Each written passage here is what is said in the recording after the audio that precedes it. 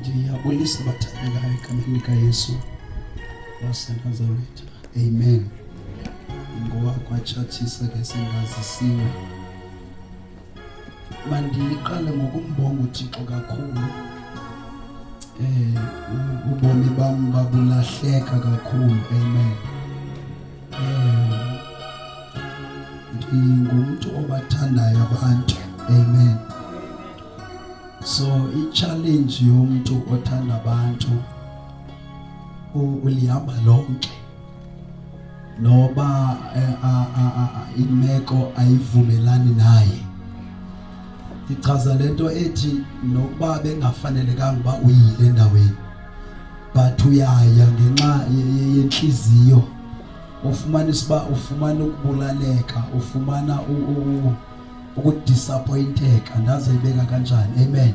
But ngokuthanda abantu yona challenge yomuntu othanda abantu uthatheka iadvantage. Amen. Abantu benza nantoni na apha kulomuntu ozinikeleyo. Amen. So ndingumuntu onjalo ke but ndiyambulela uThixo owandidibanisa nabantu abazothetha nami banifundise. Ngumuntu nokomamelayo. Amen. Ngoba ndiyafuna ubomi bambuye apho uThixo aplane khona. Amen. Yazazi ba aniphelelanga apha kukude apho nisaya khona. Senditsho noba uyayivuma lento ndiyitsho noba uyivume kodwa njalo. Amen. Ukuthi apho nisaya khona uThixo usazondithwala futhi usazoqhubeka enza izinto. Amen. Namhlanje ku Sunday kusemalanga sidiniwe sikhathele kodwa nizothetha nje into emfutshane sithandaze. Amen. But enhlizweni yami ke kuhlala into ethi if uThixo usenze oonyana bakhe kukhona into ekufuneka sehluke ngayo ebantwini okanye ebantwini abangakamamkeli uYesu okanye ebantwini abangakayi-understandi ukuba bangobani. That uThixo ukwenzile ukuba ube ngunyana wakhe. Kukhona umehluko okufuneka ubonakala apha kuwe. Kukhona imbonakalo ethile uThixo ekufuneke ivelile apha kuwe. Haleluya. Akufuneki uthi sowuzelwe nguThixo but ukuzalwa kwakho kungabonakali. Ukuzalwa kwakho kufana nangela xesha ubungakazalwa nguThixo. So uba uzalwa nguThixo kukhona izinto ekufuneka ubonakale ngazo that you are the son of the Lord. Hallelujah. Ngoba sininzi izinto baninzi abantu basindisiwe kodwa kukhona lento ethi uba ungumntwana kaThixo, uba usisidalwa esitsha, kukhona izinto ekufuneka zitshintshe apha ebomini bakho. Hallelujah. Akufuneki ube ngumuntu ohamba nje, akufuneki ube ngumuntu ohamba kuba abanye behamba, kodwa kukhona into ekufuneka ibonakale, kukhona amandla ekufuneka ubonakale ngawo that you are the son of the Lord. Uba oonyana bakaThixo ukuthi abaguli, uba oonyana bakaThixo ukuthi abayaleyisa ihlabathi, kufuneka kubonakale loo nto apha kuwe. Hallelujah. Ngoba kudala sakhonza kodwa ubomi bethu abutshintshi. Into efunekayo kukuba lento uyiyo mayibonakale, amandla walento makabonakala apha kuwe.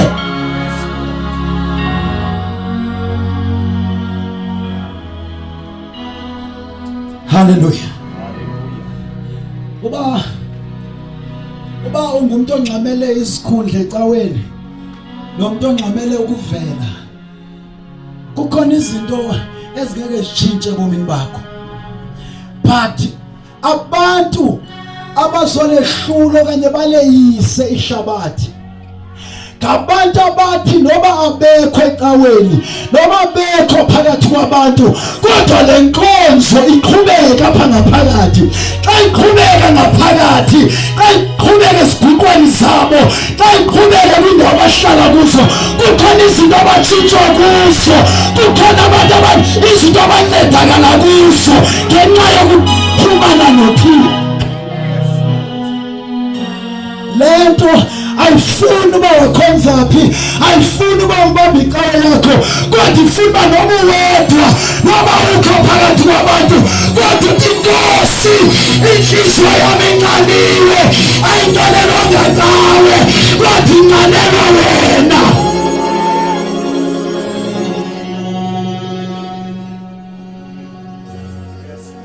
Kuba bantu kudala bacula, dala abantu bashumayela, kodwa sifuna intshumayelo, sifuna uThixo. Uba uThixo usentshumayelweni makaphume entshumayelweni, uba uselizwini makaphume elizwini, ahlala apha emntwini, ngoba xa ihlele emntwini umuntu ufumana ubomi. Xa ihlele emntwini uThixo izinto ezimehlula umuntu azisamehluli ngenxa yoThixo lapha kuye.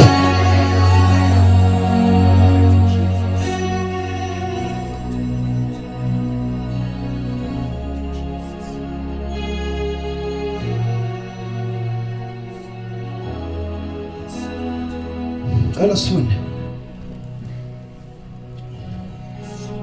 Romans chapter 8. Tuzothandaza. Oh, believe that above all other gods we lay our crowns and wear. Oh, believe that, oh, believe that above all other gods we lay and wear. Oh, glorious God, oh, glorious God, we praise your name. We lay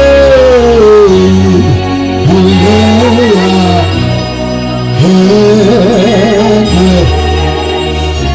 Oh, glorious God, glorious God, we praise your name. We lay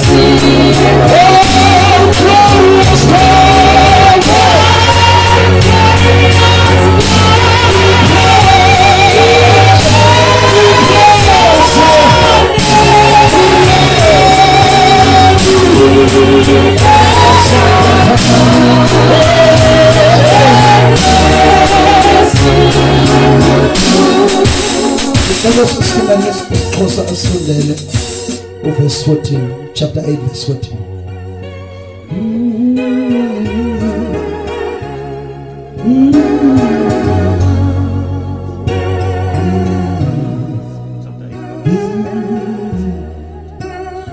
Zothetha kafutshane sithandaze bathandekayo. Ngicela ngifundele ubhethe isiXhosa John Romans chapter 8 verse Roma chapter 8 verse 14. And we pray. Zoba mfutshane kakhulu yondithiniwe bathandekayo, diniwe nyana. Amen. Ithetho wami ndiyashumayela nendazi mosandithi. Uyazithanda ukuvela ngephakambo ikhono. Hallelujah. Abafaya wona ndazi ndiyashumayela mosandithi. Sibo. Shumayela. Oluntu undifundele. Umalizwe lenkosi. Oh, kodwa kufunda wena mpostini. Okay, ngicela uthathe mic dad. Ndiyabulela. So fumana izwi lenkosi incwadi kwabaseRoma chapter number 8 verse number 14. Yes. isihloko ndaba sifundeka olhlobo oonyana bakaThixo. Niyayiva ke ngo ithonyana bakabani? bakaThixo. bakaThixo. Oonyana bakaThixo. Oh yasha. Verse number 14. Kuba bonke abakholwa ngumoya kaThixo Abakhokhelwa, yes. Abakhokhelwa, yes Xhosa. Abakhokhelwa ngumoya kaThixo bangoonyana bakaThixo abo. Verse number 15. Ukuba anamkelanga moya, ukuba anamkelanga moya wabugwala, kuba ezixhosa kuba anamkelanga moya wabukhoboka. yes tata ndiyasazi isixhosa nami sidla one bit. Ukuba nibuye noyike namkele umoya wokwenziwa oonyana. Kuba namkele umoya, ngicela inkosi yami ngihlele phansi. Kuba anamkelanga moya wantoni wabugwala ukuba niphinde noyike, kodwa namkele umoya lo omenza oonyana. Haleluya. Kuba ithi iBhayibhile konke okuzelwe nguThixo kuyaleyisa ihlabathi. Apho sifuna khona ithi abo bakhokhelwa ngumoya bangoonyana bakaThixo. Haleluya. That means uba uYesu mamkele, uba umvumile uYesu, uba uyakholwa wenziwe unyana kuThixo, umoya kaThixo ube ngaphakathi kwakho. Therefore izinto ebesikade zikwehlula asenamandla ngenxa yalo moya ngaphakathi. Ngoba umoya kaThixo ufikile ebomini bakho siyajika izinto ebesikade zikweyisa ngenxa yalo moya uba namandla phezu kwazo. Uba ungumuntu ethethe uthi xa kusenzeka izinto ukhawuleze uvakalelwe, kodwa xa wamkela lo moya uba namandla. Ngoba ithi iBhayibhile anamkelanga moya wabugwala kodwa umoya omenza oonyana. Umoya onenza oonyana. Ithi uba ungunyana kaThixo, uba ungunyana kaThixo bekumele uba ihlabathi uyaleyisa. Bekumele uba akukho nto ikwehlulayo. Uba kukhona into eyehlula abanye abantu, wena njengoba ungunyana unamandla phezu kwaloo nto. Xa izinto ezixaka abantu ngenxa yobunyana bakho kuThixo, wakuba ngafika kuxakekile, wena ufike nalamandla, ufike nalento inikiweyo. Ngoba uzalwa nguThixo, abazalwa nguThixo bayanqoba, abazalwa nguThixo bayaphumelela, abazalwa nguThixo bayayisa.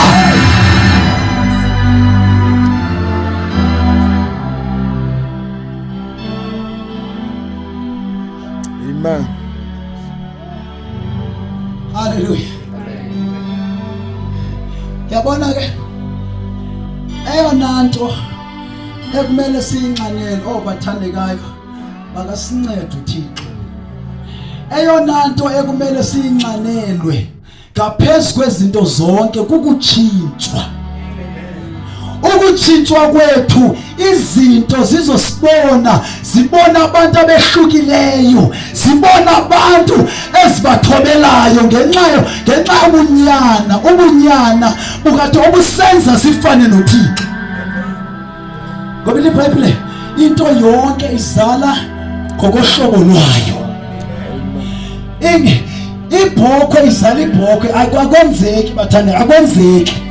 So uThixo uzala uThixo.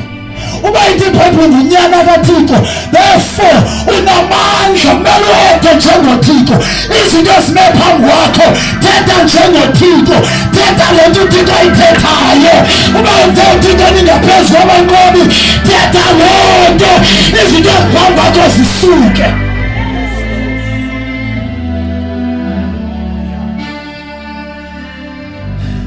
Yabona xa sowufikelela kwelizinga lokuba ngunyana,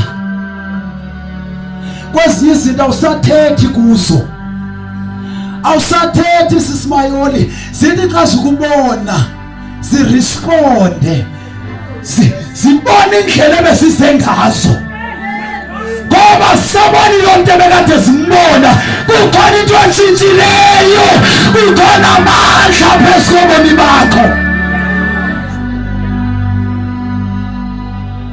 Shimala kabuhlungu ndidiniwe. Hallelujah. Malibonge igama lenkosi. Kodwa ngiyandiva mose. Amen. Into ekufuneka siyilangazelele kukutshintshwa. Dani ukuhamba icawe, dani ukuvela ebantwini, dani ukuzovela emayikhini, kukutshintshwa kobomi bakho. Ukutshintshwa kobomi bakho kwenziwa nekhaya lakho litshintshe. Izinto ezikade zihlalela kwakho okanye zihlalela kwenu, sithi ngamandla bekwe phezu kobomi bakho, ngamandla atshintshe wena, atshintshe isimo sakho wena.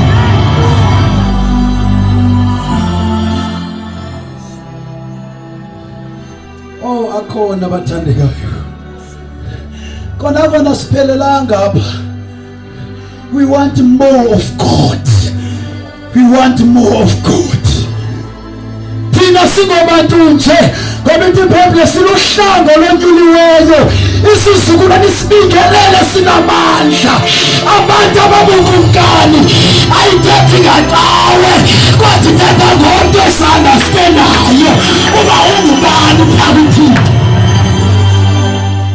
Sazi ungubani phaa kuThixo, ukhona izinto ngeke ube sathetha, ukhona izinto ngeke ube sazithandazela, kodwa ngokuvela kwakho sibaleke, ngoba ungumntumbi, utshintshiwe. Isimo esidala siguqukile.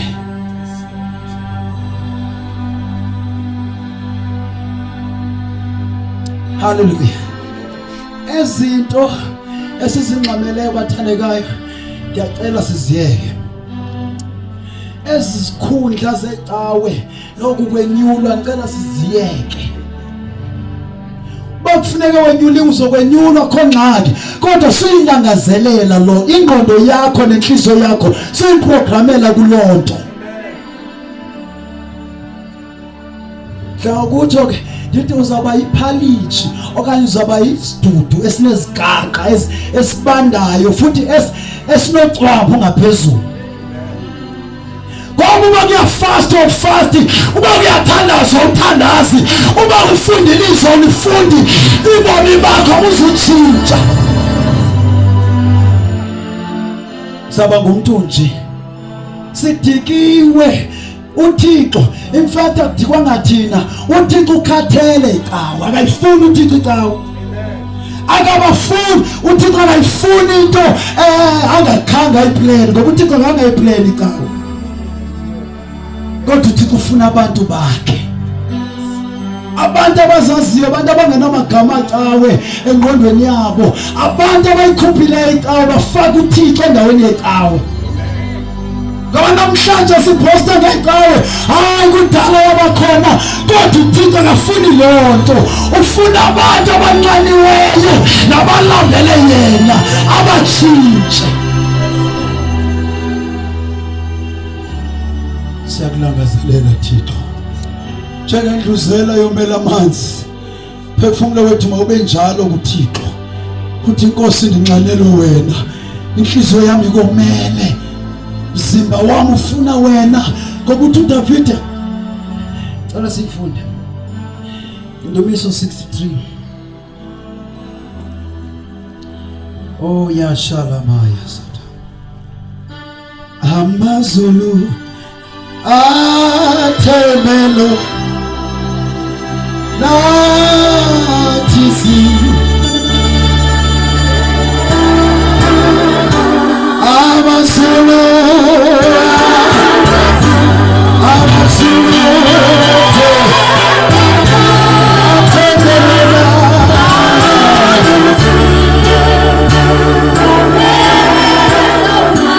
come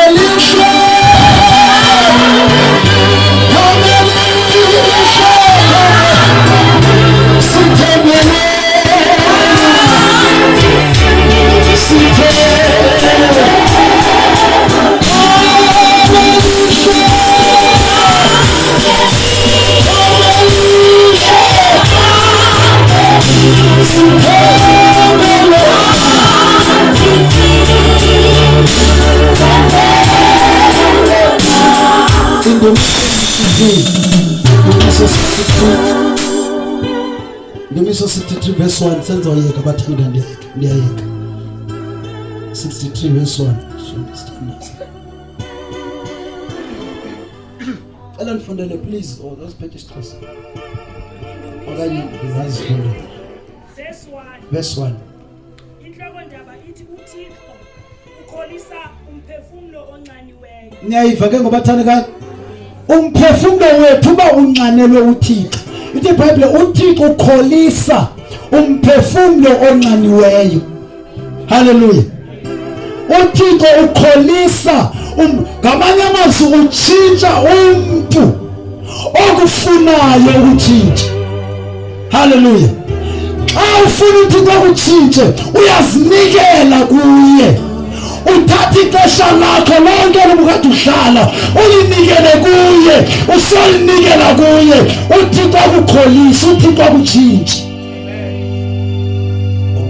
ngoba sifana nodongwe esandleni sombumbi xa sisesandleni sikaThixo uThixo wenza lento ayifunayo ngawe apha kuwe kuphume lento ifuna nguThixo nothi lento ifuna nguwe amen xa usesandleni sikaThixo uThixo uyakubumba xa ibona uba awukabiyo lento aphinda kuxove uThixo ufuna ube yilento afuna ube yiyo nothi le wena ufuna ukuba yiyo elondifundele Thixo unguThixo wami. Ndiyakuqukela kwakusasa.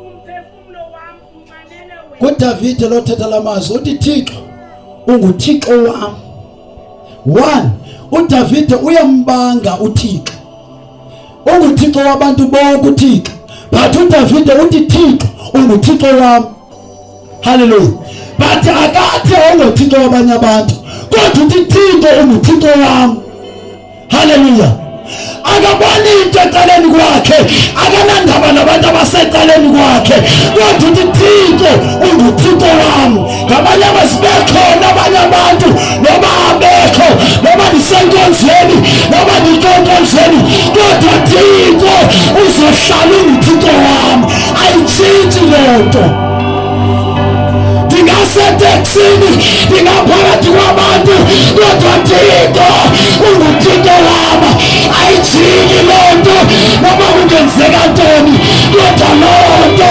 ayijiki God you are my God God you are my God uthi ndiyakuqoqela kwakusasa nanti ithi kwakusasa ithi lonke ixesha inhliziyo yami izohlala inamathelene nawe Thixo inhliziyo yami izohlala ikuqoqela Thixo anikhathanda abanisele challenge ekhona kodwa inhliziyo yami Thixo ayizisuka kuwe izohlala nikuqoqela kwakusasa uDavide uthatha inhliziyo yakhe kuThixo uthi God you are my God whatever challenge endihlangana nayo andinandaba but God you are my God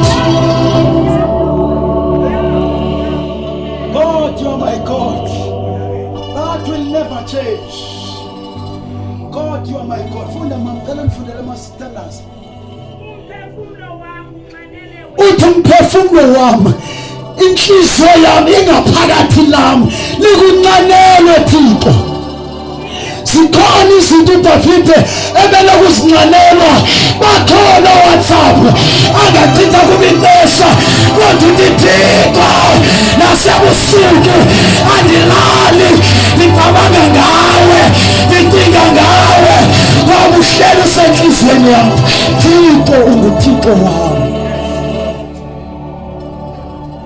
sendiyayeka manje fundele Inyama yami iyakulangazelela. yenye iphathi le ethi inyama siyazingasindiswa mpostile thina siyazingasindiswa inyama but uDavide uthi nenyama yami uthi mama okanye yakho yodwa leBhayibheli itsho uthi 10 Inyama yami iyakulangazelela. ukhona omnye ophethe iBhayibheli sendithetha uba ndifuna la vesi ifunde nakwenye iBhayibheli uba siyibone uba Ingabe ithetha lento ithethwayo. Funa sisigogweni sisixhosa.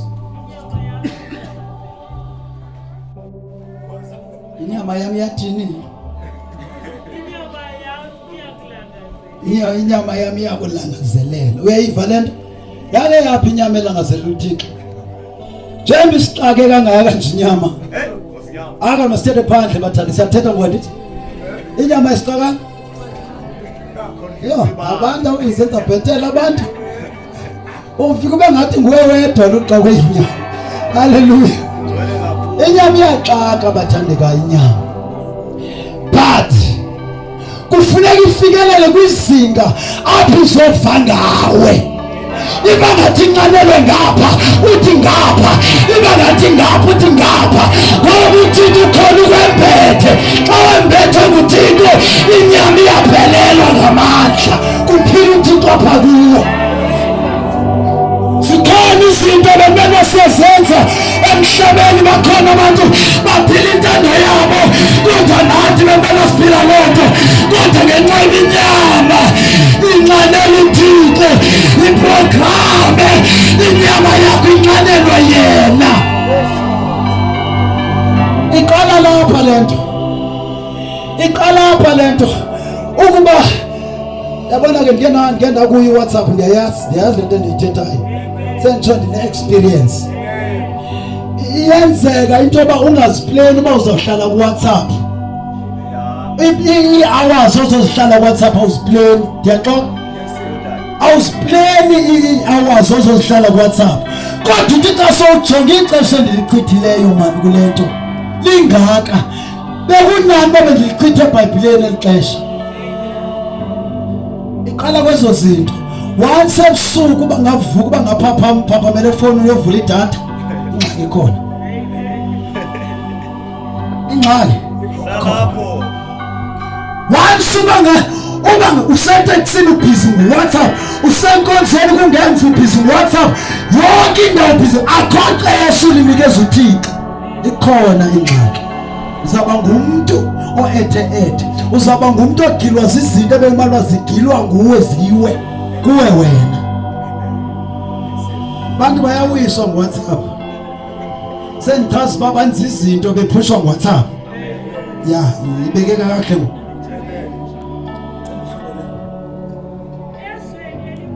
Ya ndiyathetha ngoni ithe manishumayela. Amafaya athe manishumayela. Funda.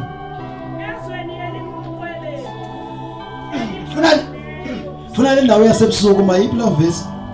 Funda ude ufike kuyo. Verse 6, funa verse 6 sithandaza, ndiyathandaza nyani ngoku bathanda kwenu. Funa ukunilibazisa. Wayiva. Weva sisibuza. Ithi ndakukukhumbula okanye ndawona ithi ndakukukhumbula okanye ithi ndakukukhumbula. Ndakukukhumbula. Ndakukukhumbula. Ngamanye amazwi ndakucinga. Okanye xa ndikucinga. Amen. Xa ndikucinga emandlaleni wami kuthini mama? Ndakukukhumbula emandlaleni wami, emilindweni yobusuku, ndicamanga ngawe. Abantu xa belele, abantu xa bephaphama ebusuku baphaphomela kwezinye izinto, kodwa wena iBhayibhile uDavide uthi ndifuna ke sithathe lento, funa sithathe lento ithethwa nguDavide, ithethwe nguwe ngoku. Uthi ebusuku emilindweni yasebusuku into yokuqala endicinga ngayo nguwe Thixo. Mandithi xa ndiphaphama ndinomthandazo. Mandithi xa ndiphaphama ndihlabelela ingoma. Ndithi Thixo ndimemeza wena, ndithi Thixo yombatha ubomi bam, Thixo nditshintshe. Andifuni uba yile nto, ndifuna wena.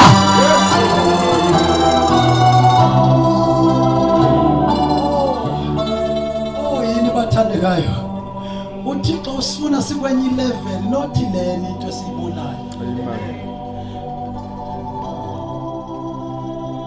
Not leni into esiyibonayo, not le yezikhundla into, not le yekhola. Sendiyichaphazele ke. Amen. ikhola yakho ayinangxaki kodwa yeqa ngapha kwekhola man ufuna uThixo ilonto efunekayo uba uyabona umzekelo ukuthi zikhona ikhola kodwa ufumanisa uba ndiyagula nale khola kuyobona upastor ogulayo unekhola uyovizithelwa ngabazalwane bayothandazela upastor onekhola. Hallelujah. Andibethi kwakhona sengichaza uba noThayilo uright kodwa uba ungazikhama ngoThayi ungafuni uThixo ingxaki loo nto ingxaki ndichaza uba noba ungarholisa uMrs Katie pha kodwa uba awumnqanelwanga uThixo elilize loo nto umisemiso ngelokhwende. Hallelujah. Ngoba isomiso siba khona naselokhwenende nditsho uba ungayinxibi lokhwende kodwa wome ungayinxibi lokhwende ugule jongani bathandekayo khona izinga uThixo sifuna sifikelele kuyo. Yabona nje abantwana kanje nenze noba ungubani uhlukumezeke uyazi uba ayiphelelanga apha kule nto ucinga uyibambile noba ndimna noba ngubani na ayiphelelanga la ukafiki nami wona tata wakho andikafiki. Hallelujah. Andikafiki. Hallelujah. Anditsho ke amen kodwa khona ilevel, there is that level sifuneka kwigumbi eliphezulu bathandekayo ba kuyathandazwa nzula